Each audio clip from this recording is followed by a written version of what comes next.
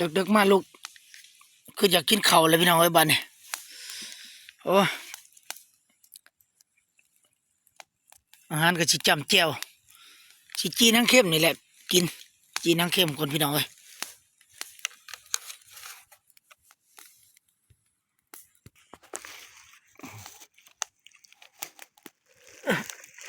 จีนังเข้มกินก่อน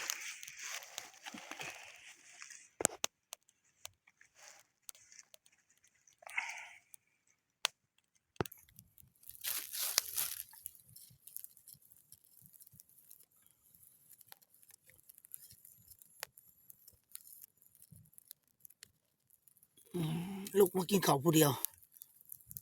ในผ่านเพิ่นนอนดักเลยคืออยากกินข้าวฮะขนาดเจียงไอ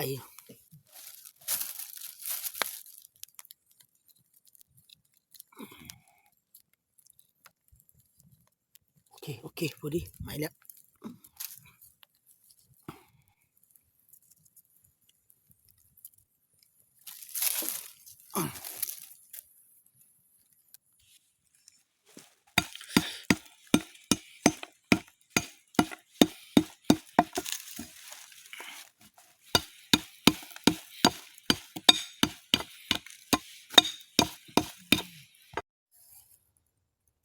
มาในผ่านมาบ่กินบ่มาเด้อโอ้ย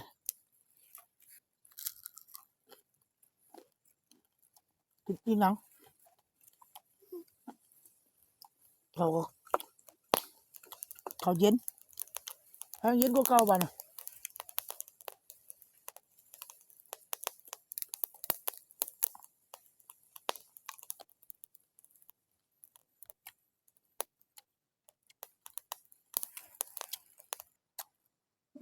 โอ้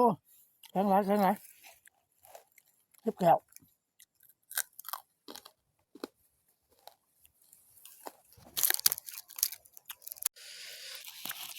เขาก็เย็นแห้งขนาดเลยจนปั่นบ่ติดกันตอนแรกกินก็ว่ากินข้าวเย็นเลยก็ยังบ่เย็นปานนี้โอ้ยปั่นบ่ติดกันเลย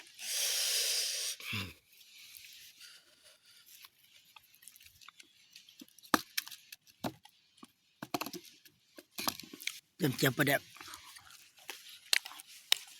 นั่งพิงไปกินข้าวนั่งอันนี้หัวไก่ปลาทุกข้อไหม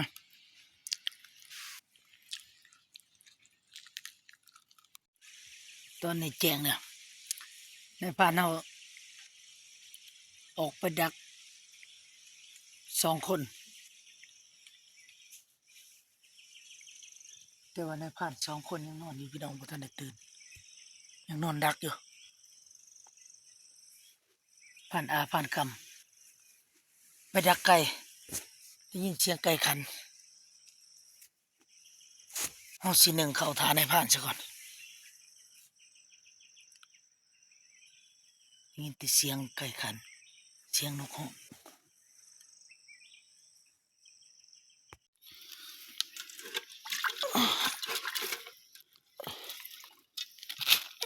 เอาเขาใส่หวดก่อนพี่น้องเอ้ยหนึ่งเขาเศร้าทานให้ผ่านเพิ่นตอนนี้ในผ่านไปดักสัตว์อยู่พี่น้องเอ้ย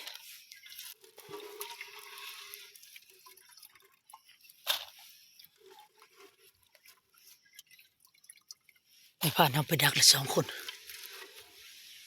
ในผ่าน2 คนยังบ่ทันได้ไปผ่านบ่อยหาก็ตื่น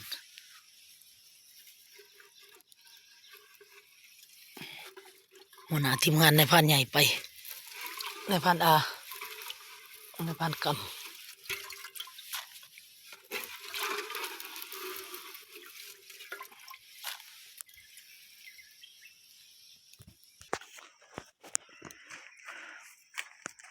ใส่ก้อนเสาเอาไม้เห็ด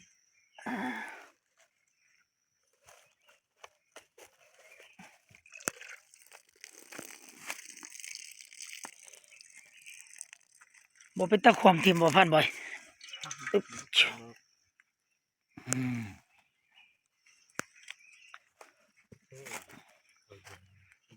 บ่มีเห็นอ่ะเขาเย็นจกใส่เขาเย็นเย็นก็จนแหะ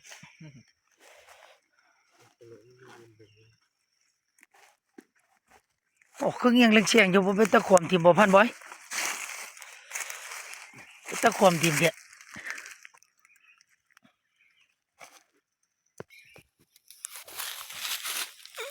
เงียงเล็งเชียงอยู่เอ้าโอเคบ่เป็นหยังดอก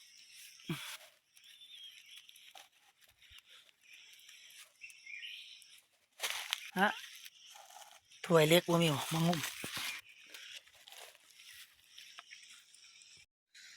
ตอนนี้เฮาได้ยินเสียงปืนของนายพรานดังขึ้นบาดหนึ่งพี่น้องเอ้ยมีรุ่น FC เฮามาลุ้นนำกันพี่น้องเอ้ยว่าสิมานหรือบ่มานได้ยินเสียงปืนเฮาหนึ่งเขาบ่ทันได้สุกสามกำลังขึ้นอายก็ได้ยินเสียงปืนนายพรานดังขึ้นนายพรานเฮาไป2 คนตอนนี้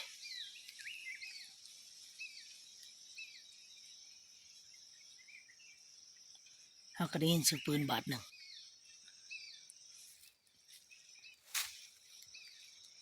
เสียงดังอีกแล้วเป็น2 บาทเสี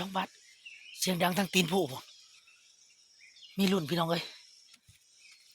เฮาหนึ่งเข้าท่าจนนั้นเฮาก็สิใส่เขาเฮากำลังขึ้นอายมีกำลังใจขึ้นอีกพี่น้องเอ้ยได้ยินเสียงปืนนายพรานดังขึ้นเอ๊ะเป็นจังได๋พรานบอยเปิดหนามบกโอ้ยพี่น้องเอ้ยกำลังบก แม่เมื่อใหม่ โอ้ยบ่ทันคิวบ่ทันเหม็นบ่ฮักกระบอก กระบอก โอ้ยังไข่อยู่เกือบได้กินข้าวดำพี่น้องเอ้ย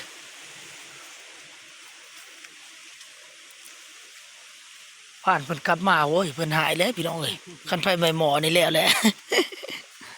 ฮะยังไข่อยู่ดอกยังได้อันฮักกระบอกบ่ทันได้เหม็นดอก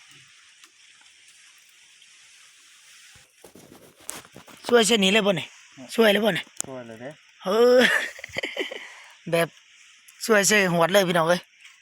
เฮาบ่ได้เตรียมมันแนวช่วยเขามาผ่าเฮาบ่ได้ถือใส่แบบใส่กับหวดกับมวยเลยโลดสบายอ่ะโอเคพี่น้องเฮารอท่านายพรานเพิ่นซะก่อนว่าเพิ่นสิได้หยังมื้อนี้เพิ่นสิมันหรือบ่เฮาหนึ่งเขาสุกแล้วเฮาก็สินอนไปนอนท่านายพรานนอนอยู่เปอันนี้แม่นสถานที่บ่อนเฮานอนคืนนี่ผูกอูเป็นคือควายอยู่มีแต่บ่อนนายพรานเฮานอนพี่น้องเอ้ย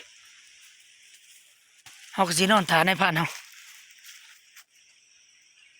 เสียงเสียงอะเสียงอะ ได้ยินเสียงห้องไปเสียงนายพรานเอาห้องเอิ้นอยู่เทิงหลังผู้มีแนวแล้วจังได๋จังห้องปานไปนำขึ้นไปแล้วก็ฟังเสียงดังแห้งในเสียงเอิ้นนี่ ลบโอ้ เอ้า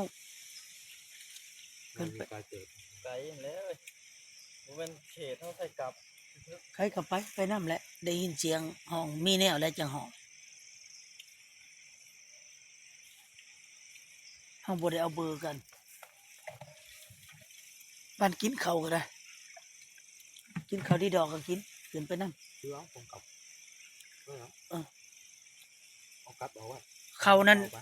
ถือเอาในข้าวกับแก้วนะถือน้ำเด้อเถื่อหิวตอนนี้เฮาได้ยินเสียงในพรานเฮาเอิ้นทั้งผู้เสียงห้องเฮาสิให้ทีมงานเฮาขึ้นไปประสานต้องมีแนวเพราะว่าได้ยินเสียงห้องเอิ้นเอาทงน้ำพร้อมเด้อเอาแล้วก็เอาข้าวไปนำอย่าในพรานเฮาหิวข้าวถือไปนำพี่น้องเอ้ย มีแนวและเสียงในผ่านน้ำห้องหรือว่าได้สัตว์ใหญ่บ่หรือจังไดเสียงห้องมาแต่ถึงหลังผู้ตอนนี้เฮาให้ทีมงานเฮาขึ้นไปประสานเอา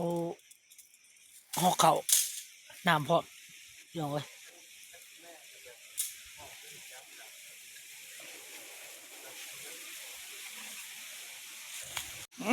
ผ่านน้ำมาหอดละบาดนี่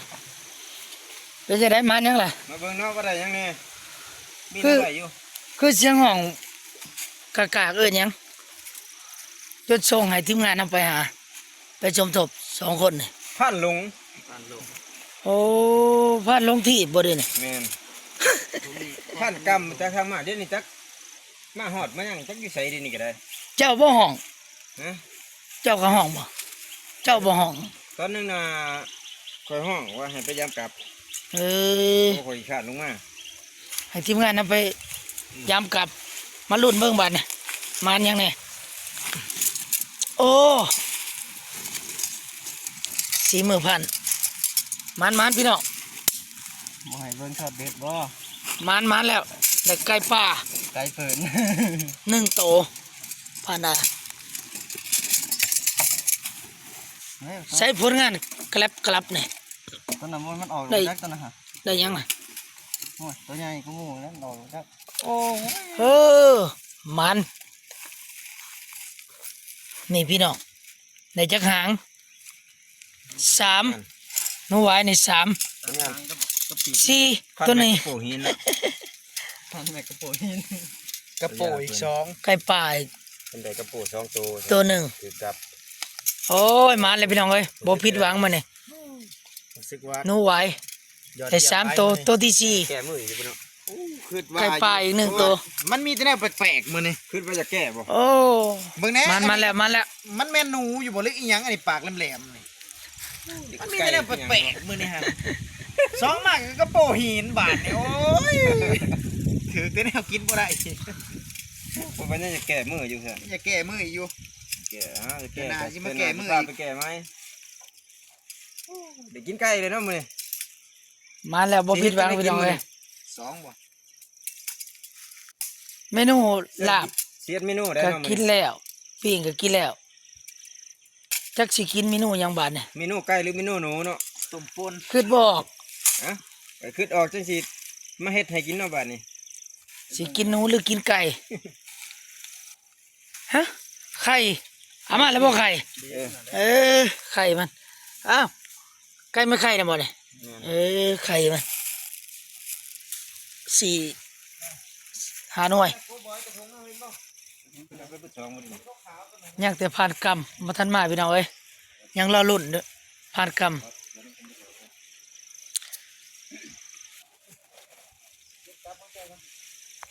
พันยังก็ขึ้นเลยว่าจะได้ก็นอนในนี่นะ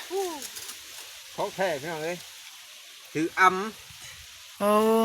ท่านเป็นผู้สาวก็สิบ่ว่าดอกอันนี้เป็นผู้เฒ่ามานั่งเต่ง เลย ติงบ่ได้เลย มันใช้ตะกะ ว่ามันว่ามันห้อง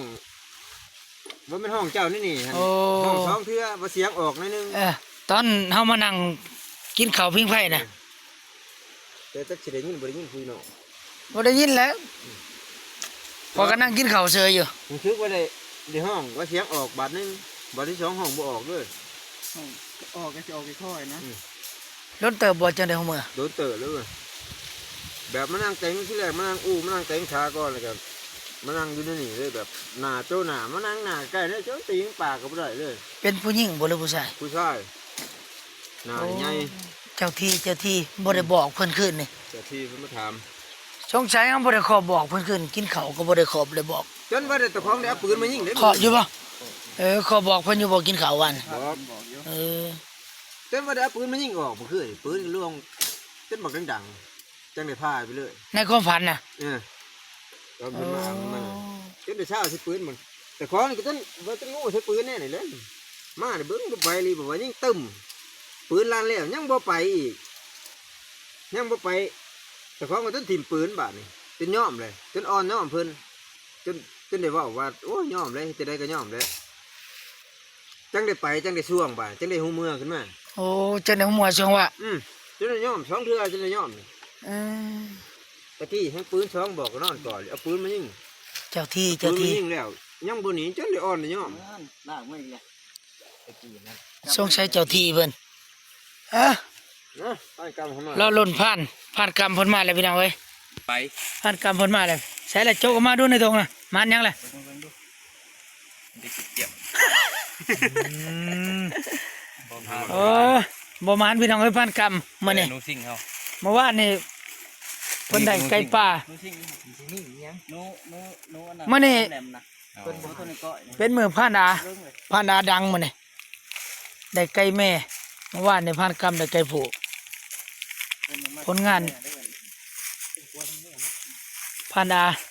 บ่แม่นไก่แม่นเฮายิง ผ่านกี่กับผ่านบอยได้หนู บอกไปจักเฮายิงตัวหนึงมันเอาบ่ได้เอากระทุนยิงเอาโอ้นี่บ่สัตว์เด็ด อันนี้แม่นผลงานผ่านบอยผ่านกี่นี่ตัวนี้แน่นี่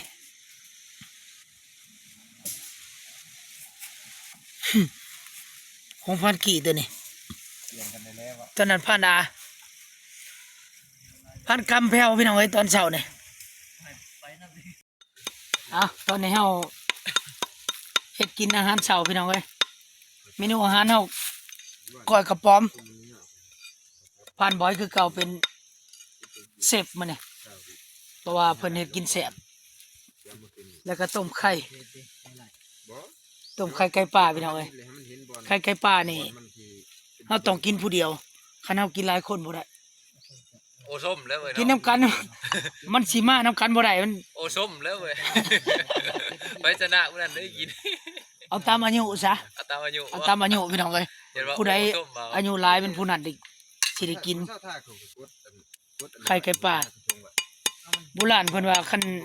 ไปน้ำกันนี่ กดตัวนี้มันก็ต่อหา กินไข่ไก่ป่าน้ำกันนี่เที่ยวหน้ามันสิบ่ได้มา บ่ได้มาน้ำกันเพิ่นว่า บ่ได้ห่วมท่า บ่ได้ร่วมทางกันเนาะคือว่าบ่พอได้ไปบ่ได้เครียดได้ช่างกันดอก แต่ว่าบ่พอได้ไปโบราณเพิ่นว่ามันไก่ป่าได้ซะบ่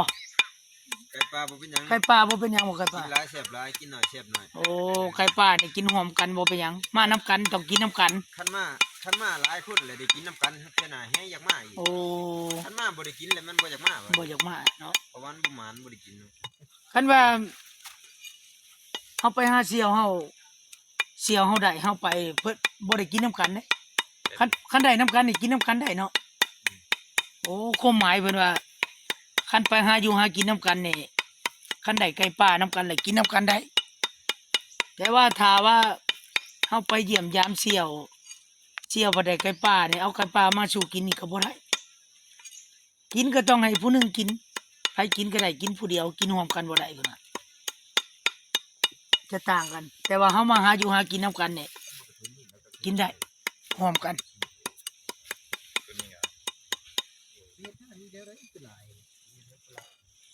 บรรยากาศมื้อนี้ก็ครึมๆตอนเช้ากั้นใจอยู่คืนนี่ว่าแม่นฝนสิตกฮักได้ยินเสียงฟ้าห้องได้ทางนั้นครึม วันหนึงเนาะ ยันมีบนตกอยู่ มารับมาสิแจ้ง โอ้ หรือว่าลืมแจ้งก็จะได้ไปเด้อ โอ้ แจ้งโอ้ยว่ามันตอน แม่ นั้น ผ่านลืมแจกพี่น้องเอ้ย ตอน11 โมงเที่ยงคืนบ่ได้รับได้ข่อยยังนอนรับตาอยู่น เอ อนจะได้ อรับแต่ตาบ่หลับ เห็นบ่จะลูกมายังเมื่อย โอ้ มากินข้าว โอ้ลมเย็นแห้งขนาดลมเย็นคือฝนสิตกโอเคพี่น้องอาหารพร้อมเสิร์ฟเมนูอาหารก้อยกระป๋อมมีหนังเค็ม เมื่อกี้นี้น้อง เป็นยังไงผ่านคำยำคือขืดน้ำยำแล้วก็ขืด มันสละไหมเว้ย แม่นยังละแข็งกว่ากระป๋อมบ่แข็ง หลังเข้ม กล้วยหนังแข็งว่าจัน เมนูบ้านเฮานะ นึกว่าแม่นกระป๋อมกว่ากระป๋อมแข็งซะดอกเป็นยังไงผ่านนาคือกินข้าวคือ งานบ่ถึก คือฮอดผู้อยู่เฮือนบ่ แซ่บหลายที่ก่อน แซ่บ ดูงานบ่ได้กินนี่ อันนี้กินเพียง จันบอยเห็ดโอ้ยฟักอลีแซ่บเลย ผ่านบ่อยเฮ็ดนี่แซ่บหลายทั้งเป็นผ่านทั้งเป็นมือเสียบ เสียดายแต่เก็บผักกูมาบ่หลายเนาะ พักเฮาบ่หลาย เห็ดบัวจัง เฮ้ยลูก บ่ได้เหม็นที่เขาฮะ บ่ ไผใหม่เมาน้อยหนึง พอดีหอม ใครแต่โปงท่านบ่ได้น้ำบกเบิด ซื้อบกเนาะ บ่ได้บก เป็นไรบ่แม่นเห็ดสูตรมันจะหอม ให้มันใหม่คักๆเนาะมันจังหอม พวกอันเขาเนี้ยมะลิแล้วว่ามันหอมมันใหม่หมอนตัวนี้ เขาโคกับปาน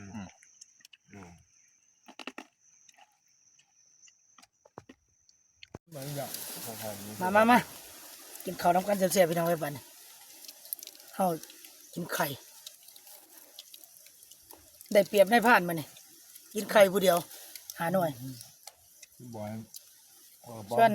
ก้อยกระป๋อมนี่ให้ได้ผ่านเพิ่นกิน ขนาดยายพันอาจิบริชวนแล้วจะมากินไข่ว่าจัง เอากินไข่ เราจะจับผ่าจะควรจะกัน สิได้อมน้ำเค็มไว้เลยนี่หนังมันขาเพิ่มอยู่ด้วยกัน ส่วนแม่งอมหายจากใบ ใบเดียว ก็คือกันเลยครับ มีใบหนึงใบเดียว ว่าลำตัวมันคือไล่เดียวกันแต่ว่า ใบได้ก็ได้ใบเดียวดอกมา3 3เนี่ยไอ้กำนี่ มันไล่คือกันมา เอาเดียวกันเบิดหลายม่วนไปชื่อห้านเดียวกันไปแล้วทั้งว่า จับ เพราะมันมีไข่ดาดเลยเนาะ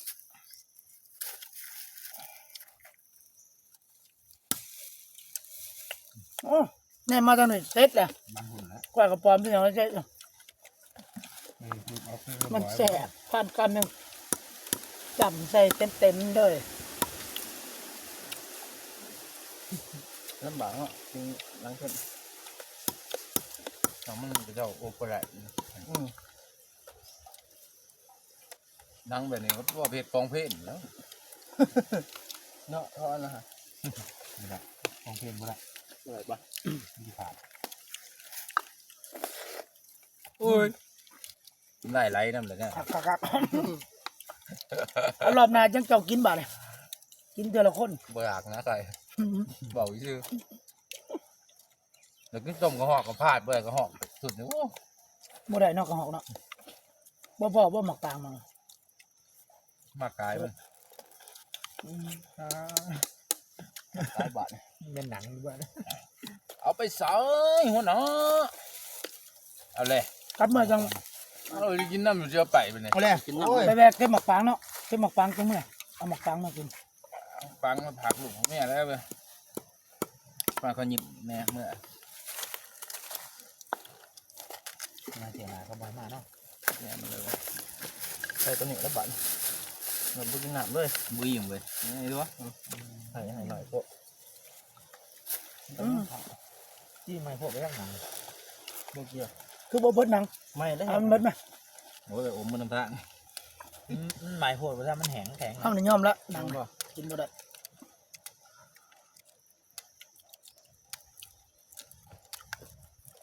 เด้อกินงวงเด้ โอ้กินข้าวแล้วฟาดบักม่วงต่อที่งานเนาะ เดี๋ยวบุรีกินน้ำลงเลย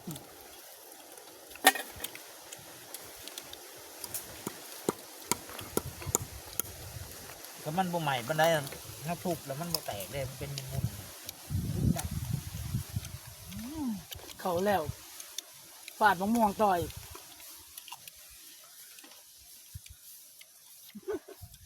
บ่แม่นหิวข้าวบอกเขาอยากเบิดเลยพี่น้องเอ้ย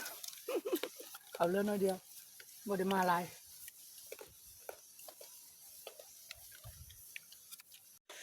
โอเคพี่น้องหลังจากกินข้าวเช้าแล้วทีมงานเฮาก็สิได้กลับบ้านบัดนี้คนเครื่องคนของขึ้นรถหรือว่ามามื้อนี้ก็สุดคุ้มพี่น้องเอ้ยได้มาเที่ยวดงเที่ยวป่ามาสัมผัสกับบรรยากาศแบบเป็นธรรมชาติมากินข้าวปลาแซ่บอาหารการกินก็เฮาก็ได้กินหลายแนวพี่น้องเอ้ยเอาสำหรับคลิปวิดีโอนี้ก็ฝากช่องนี้กับพี่น้องวิดีโอหน้าเจอกัน